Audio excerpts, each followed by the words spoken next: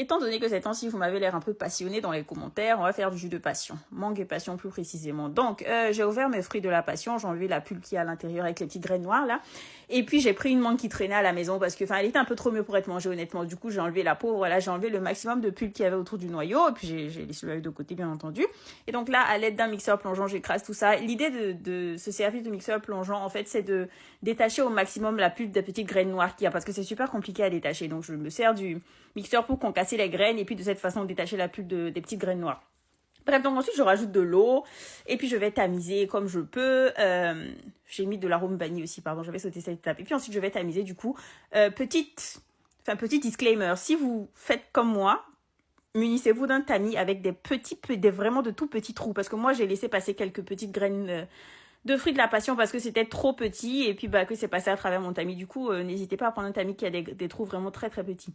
Anyway, après j'ai mis du sucre, j'ai mélangé et puis voilà, c'est l'heure de goûter et la révélation. Mangue passion, c'est tellement bon ce mélange. Je me suis dit à un moment donné, il faut que j'arrête de goûter parce que sinon je vais tout boire.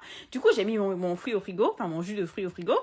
Et puis j'ai attaqué le weda. J'ai fait le petit rituel qu'on faisait quand on était petit. On fait passer autour des bras, autour de la tête, machin. J'ai ouvert mon weda. Et puis là, c'était tellement sucré. Je ne sais pas si c'est le rituel qui a